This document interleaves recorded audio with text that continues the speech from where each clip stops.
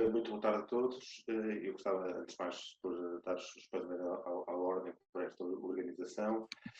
Gostava também de cumprimentar os nossos convidados, Engenheiro João Fugas e Engenheiro Afonso Nogueira, e os meus colegas do colégio, José Miguel Loureiro e Liz Rodrigues, e dizer que, de facto, estamos muito agradados com esta apresentação que podemos fazer. Eu ia pedir de imediato ao meu colega José Miguel Loureiro para apresentar os palestrantes e conduzir o resto da sessão.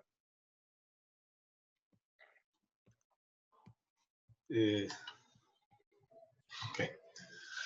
Muito obrigado, caro coordenador do colégio, engenheiro Gonçalo Castro Medeiros. Muito obrigado também por me ter dado a oportunidade de convidar os palestrantes e ter a honra de apresentá-los. Quero também agradecer à Ordem dos Engenheiros da região Norte e ao nosso presidente, engenheiro Joaquim Poços Martins, professor, pela excelente iniciativa, e ao staff da Ordem que pôs este evento em pé. Agradeço também à audiência, que espero venha a dar pouco, por muito bem empregue, estes minutos que vai passar connosco, mesmo confinados cada um em seu canto. E sem mais delongas, que o tempo é curto, cabe-me o privilégio de apresentar os nossos convidados, cujas palestras estão genericamente ordenadas ao tema Os Desafios para a Humanidade e a Engenharia Química do Futuro. O primeiro desses convidados é o meu ilustre colega e amigo, engenheiro João Jorge Fugas. O engenheiro João Fugas tem um currículo profissional riquíssimo. Dada a limitação de tempo, direi apenas que é administrador da Bondalti S.A. e administrador acionista da Microprocessador S.A. Desempenhou funções de administrador na EFA, SECAS, CPS e diversas empresas do Grupo Sonai. Foi chefe de Departamento de Tecnologia na Faculdade de Aromáticos da Petrogal, tendo sido investigador e engenheiro de processo na Shell, na Holanda. Mas ocupou também lugares de representação e intervenção social, tendo sido presidente e depois diretor da Comunidade Portuária de Aveiro, membro da Board of Directors da Confederação Europeia de Indústrias Químicas, presidente da Associação Portuguesa das Empresas Químicas e diretor da Confederação de Indústria Portuguesa. É membro de diversas associações, entre as quais a nossa Ordem dos Engenheiros. Depois deste curto resumo, e agradecendo ao engenheiro João Fugas a disponibilidade, cumpro-me passar-lhe a palavra. João Jorge, perdoa-me o tratamento familiar, que resulta do nosso conhecimento e amizade com cerca de 50 anos. O palco é teu. Muito obrigado. Em primeiro lugar, eu gostava de agradecer à Ordem dos Engenheiros da região Norte, na pessoa do seu presidente, o engenheiro Joaquim Poços Martins, ao coordenador do Colégio de Engenharia Química e Biológica, o engenheiro Gonçalo Medeiros, e ao vogal do Colégio de Engenharia Química e Biológica, o meu bom amigo, o professor engenheiro José Miguel Loureiro, este amável convite que me fizeram. Depois também gostava de agradecer a todos os colegas que estejam a acompanhar esta sessão pela paciência de me ouvirem. Fruto digamos, da circunstância e o facto de eu estar, portanto, onde estou neste momento, com alguma dificuldade digamos, de poder comunicar, portanto, não consigo fazer uma apresentação com slides e, portanto, eu preparei aqui umas notas que eu gostaria, portanto, de ir passando para, portanto, vos falar sobre este tema, os desafios para a humanidade e a engenharia química do futuro. Este título apresenta, portanto, foi escolhido para vos falar um pouco sobre os desafios que a humanidade se confronta. E eu vi um pouco, digamos, da apresentação anterior e eu vou falar sobre algumas das coisas que aí foram referidas. Mas, de facto, o crescimento elevado da população à escala mundial e o aprofundamento dos desenvolvimentos tecnológicos nas suas diferentes vertentes, o acesso à informação frequente sobre as questões ambientais, a preocupação com as alterações climáticas, o receio cada vez maior da escassez de alimentação, de energia de qualidade e preço adequado e das matérias-primas essenciais para acompanhar as necessidades e este aumento populacional. Estes desafios não têm tendência a esmorecer, mas têm tendência a agravarem-se cada vez mais e rapidamente. A menos que haja mudanças nos paradigmas passados e se introduzam melhorias aceleradas ou disruptivas. Basta recordar, e portanto ouvimos um pouco na apresentação anterior, que as densidades populacionais são cada vez mais elevadas e crescentes e estão concentradas nas regiões costeiras, com perturbações de todo o tipo, que isso induz de natureza ambiental, de natureza climática, aí e agora, e certamente irão ser bem piores no futuro. E eu, portanto, iria falar-vos um pouco de como é que a engenharia química em particular poderá ajudar nestes desafios. Eu iria começar pela química em particular e pela petroquímica, que é a área que eu conheço melhor e na área onde eu trabalho desde sempre. A petroquímica é uma importante força motriz de desenvolvimento humano desde que começou no século XX, mas sobretudo depois da Segunda Guerra Mundial. Há produtos deste setor em quase tudo o que nos rodeia e dificilmente seria possível manter o nosso estilo de vida sem eles, desde o vestuário, aos materiais, todos nós sabemos um pouco isso, mas às vezes é bom relembrar. Até aos materiais da construção, praticamente tudo o que se constrói, com matéria-prima direta ou intermédia, para a fabricação do que quer que seja. Eu quase que diria, parodiando, que se esses produtos deixassem de existir de repente, regressaríamos ao que hoje consideramos o primitivismo de séculos passados. Depois, a energia. A energia é uma área vital para o desenvolvimento humano e os hidrocarbonetos. Petróleo e o gás natural são uma das principais fontes de produção. E nós sabemos isso, os ciclos de escassez e abundância têm provocado convulsões económicas e políticas por todos conhecidos, mas a combustão dos hidrocarbonetos liberta carbono para a atmosfera. Isso tem implicações nas questões climáticas, o que nos últimos anos tem criado alarme social em todo o mundo.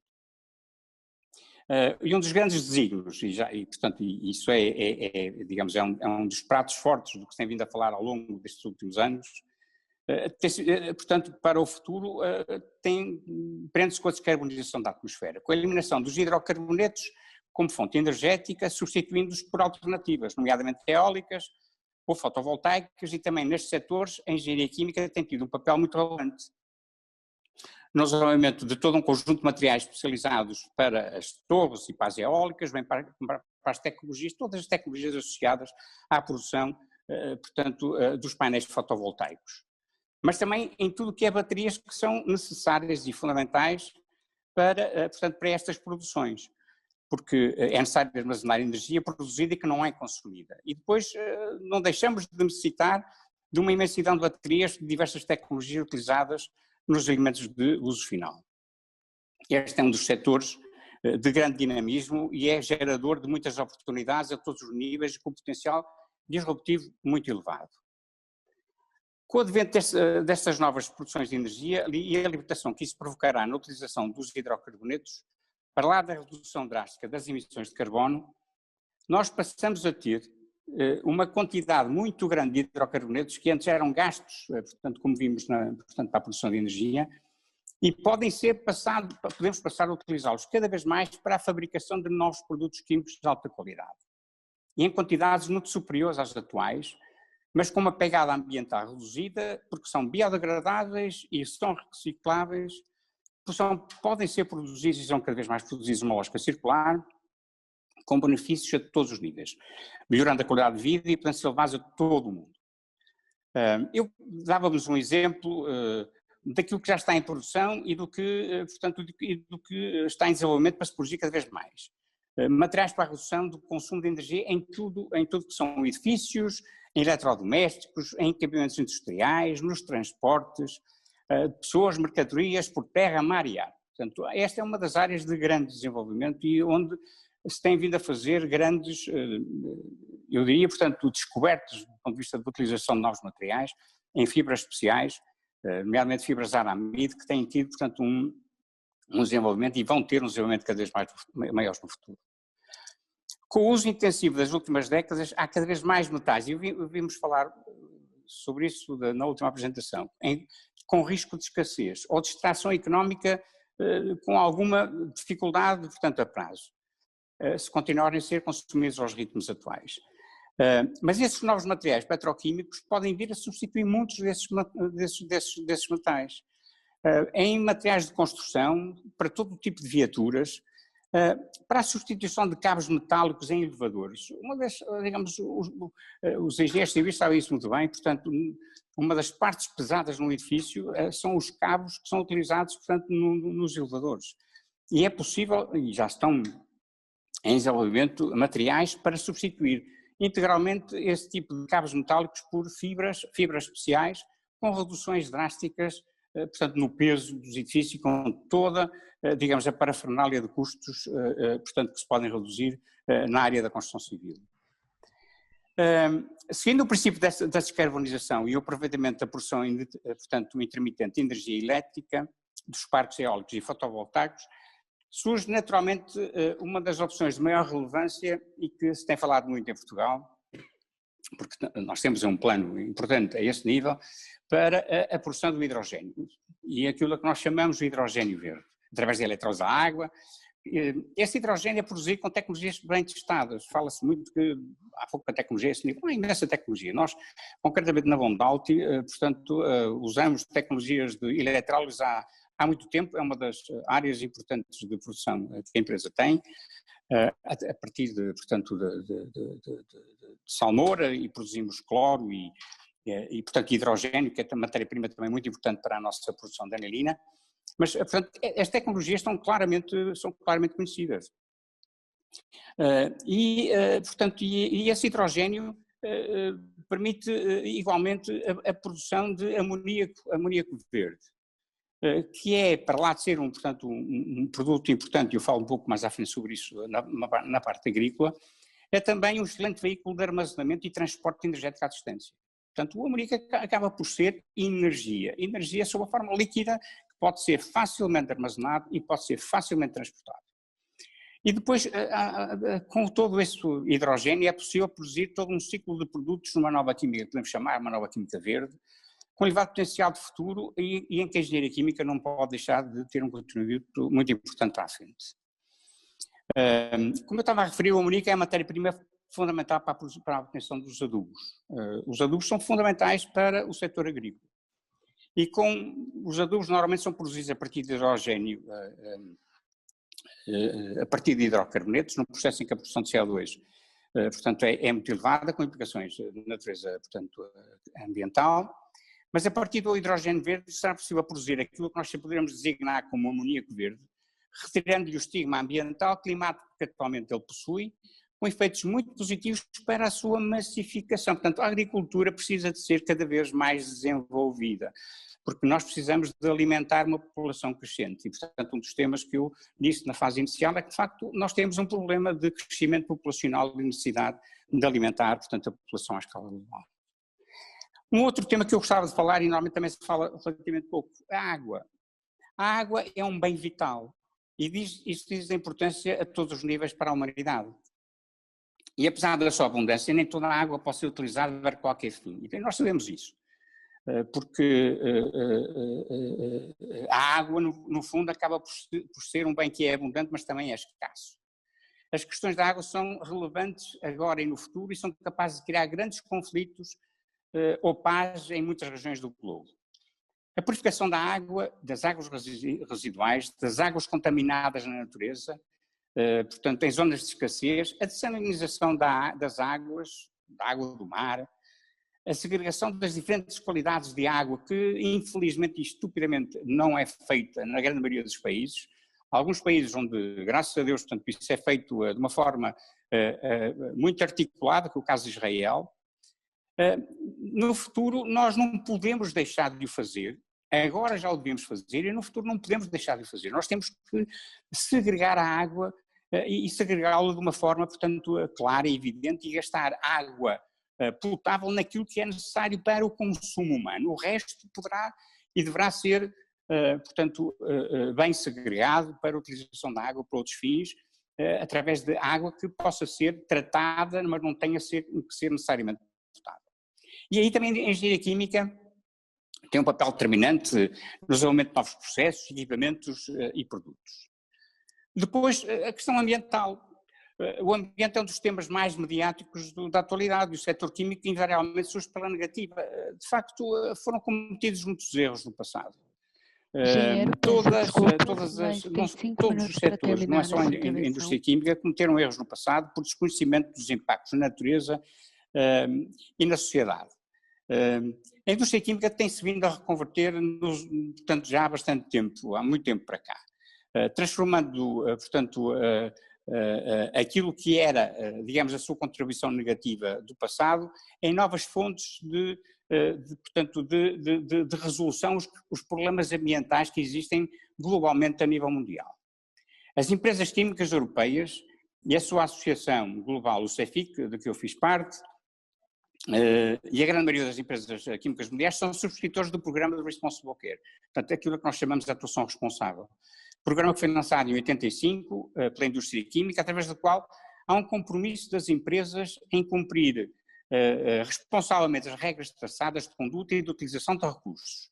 E essas regras ultrapassam as normativas legais e correspondem ao que nós pensamos que possam vir a ser as normativas de futuro numa antecipação contínua.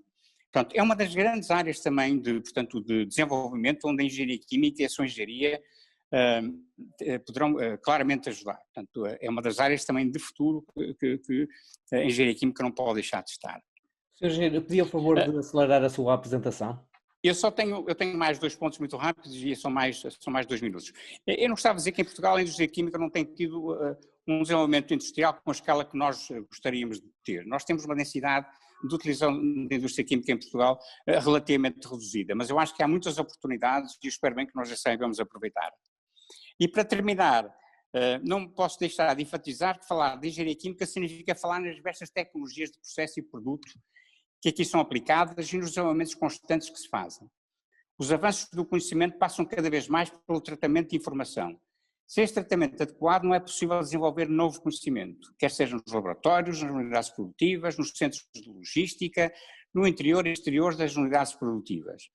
Esta informação e tudo pode-se fazer com ela, desde a sua captação ao seu processamento digital com todo tipo de informação digital, desde Big Data, algoritmos de inteligência artificial, automatizando, otimizando ou disruptando os processos ou os produtos, têm de coalhar na colaboração cada vez maior entre as empresas e a academia, para que cada vez mais consigam um aproveitamento integral de todos os conhecimentos, velhos e novos, associando os conhecimentos e modelos económicos com os conhecimentos e modelos científicos, aproximando a ciência pura e dura desta engenharia com a realidade dos tempos e dos negócios.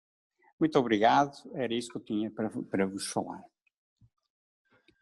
Muito bem, renovo os meus agradecimentos ao engenheiro João Jorge Fugas pela sua excelente apresentação e pela disponibilidade revelada para enriquecer este evento.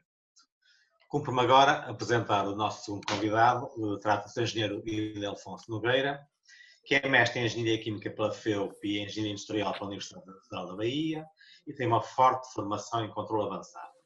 No seu doutoramento aqui na faculdade, conjugou as 2 formações com uma componente fortíssima de inteligência artificial aplicada ao controle de processos de ciclos de absorção e reação. É atual investigador júnior aqui na faculdade, mas tem uma assinalada experiência já de orientação de estudantes de mestrado e doutoramento e inúmeras publicações onde a sua especialização vem ao de cima. Eu diria que ele é alguém que usa no presente algumas tecnologias do futuro. E, portanto, agradeço-lhe a disponibilidade para estar presente e passo-lhe a palavra. Primeiramente, gostaria de agradecer à Ordem dos Engenheiros, agradecer a todos pela atenção, pela oportunidade de ouvir um pouco do meu trabalho, agradecer também especialmente ao professor Loureiro pela apresentação. E eu preparei alguns slides para conceitualizar esse trabalho que eu gostaria de apresentar hoje. E isso, deixa eu partilhar aqui a tela. Não sei se vocês já conseguem ver. Sim. Pronto. Normalmente, quando eu falo do futuro da engenharia, especialmente do futuro da engenharia química, com os meus orientandos ou quando sou convidado lá em público para falar sobre isso, eu sempre gosto de trazer um pouco da história, filosofia e relembrarmos um pouco do nosso passado. E, especialmente na filosofia, eu lembro muito do mito de Sísifo, que era um rei grego, que de tanto tentar ludibriar os deuses, ele foi condenado a diariamente carregar uma pedra ao cimo de uma montanha e para que no final do seu trabalho, até a pedra rolasse montanha abaixo, ele tivesse que repetir isso sucessivamente. Eu sempre faço analogia do mito de Sísifo com a história da humanidade. Se nós voltarmos lá atrás, a mais ou menos como a ciência hoje em dia nos diz, em 120 mil anos atrás, quando os sapiens decidiram sair do continente africano e desvabrar a Europa e a Ásia, nós vemos que há um gradual e crescente tentar do domínio da natureza pela raça humana. Nós observamos os primeiros assentamentos humanos na Ásia, nós observamos os primeiros desenvolvimentos da agricultura, técnicas agrícolas, técnicas de caça, o primeiro desenvolvimento da indústria têxtil, e assim, gradativamente, a passos cada vez mais largos, nós desenvolvemos a nossa tecnologia. Mas, se observarmos nas entrelinhas, cada vez mais desenvolvemos, mais nos tornamos subservientes, no bom sentido da palavra, a essas tecnologias que nós desenvolvemos. As tecnologias que desenvolvemos requer um cuidado, requer atenção, requer o nosso trabalho, que diariamente iniciamos um trabalho na operação, na gestão, na administração das fábricas, dos campos agrícolas, nas indústrias de transporte, e caímos no mito de Sísifo. Sísifo é o meu ponto de vista. Então, seria hoje em dia a nossa cultura atual uma representação desse mito, uma representação, uma analogia desse mito? E aqui eu fiz um esquema rápido para mostrar só essa ideia dos ciclos diários que nós temos, dos ciclos de transporte, produção agrícola, produção industrial, produção de energia em nossas casas e assim por diante. Dentro disso, eu também queria trazer aqui um pequeno desenvolvimento da tecnologia atual. Nós já falamos um pouco da história de forma breve, um pouco de filosofia, vamos ver aqui a história atual da tecnologia. Nós enfrentamos hoje em dia, passamos pela nova revolução industrial. Isso já é uma questão vivida por nós. Nós já vivenciamos hoje em dia o desenvolvimento da computação avançada, o desenvolvimento da Big Data, o desenvolvimento da comunicação móvel, o desenvolvimento de várias novas tecnologias que estamos aqui hoje e comunicamos através de uma dessas. Sim, se não fosse por essa tecnologia, não estaríamos aqui, cada um em nosso isolamento social, comunicamos nessa proposta. Isso é um impacto sentido. É previsto que, durante esses próximos anos, essas novas tecnologias vão cada vez mais desenvolver ferramentas para o aprimoramento de nossas vidas, para o aprimoramento do nosso bem-estar e para a resolução dos problemas criados pela indústria, pela atividade industrial e pelo crescimento da população que nós enfrentamos também. E essas ferramentas, se observarmos, nós já temos sistemas de sensores remotos, internet das coisas, nós já vimos comunicação cada vez mais rápida. Hoje em dia nós já chegamos ao advento da 5G, nós temos o processamento cada vez mais avançado de computadores, e quando nós olhamos para tudo isso, concomitantemente com os avanços fenomenológicos das engenharias, e mais especificamente na engenharia química, nós observamos que as peças estão soltas, mas só precisam ser encaixadas em um tabuleiro. É como se fosse um quebra-cabeça que nas entrelinhas vai se arrumando. E, no nosso ponto de vista, nós já vemos aqui que entre 2018 e 2020 começa a se falar nos carros autônomos. Começa a falar, vemos a Uber, a Tesla desenvolvendo sistemas de transporte autônomos. Mas esses sistemas de transporte autônomos, esses sistemas autônomos não se reduz a isso. Nós já temos toda a tecnologia necessária para, se agrupada de uma forma concisa, termos sistemas cada vez mais autônomos e cada vez mais cuidadosos para a resolução dos problemas futuros. E isso, em brevemente, se aplicará também à indústria química. Nós futuramente teremos indústrias com base no conhecimento que nós já desenvolvemos, toda a base de dados que nós temos com essa científica, aglutinada desculpa, mas o seu tempo já está acabado. Está bem. Só para terminar, Obrigada. Isso vai estar aglutinado em volta de sistemas de inteligência artificiais com base em tecnologias de controle avançado, otimização de processos para desenvolver uma indústria autônoma. E essa indústria autônoma ela vai se reinventar à medida que os desafios se surgem e ela vai propor novas soluções através dos conhecimentos do nosso passado, presente e futuro. E eu acho, e esse é um esquema que eu queria mostrar para vocês, no core desse sistema, esses conhecimentos fonológicos, essas bases que nós construímos à volta dessas novas tecnologias que vamos desenvolvendo. Obrigado pela atenção e essa foi minha apresentação.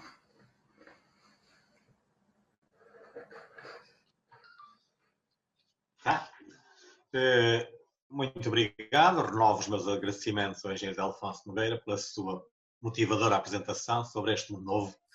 A Ordem dos Engenheiros por a oportunidade de estarmos aqui e a toda a audiência que teve a paciência para nos assistir.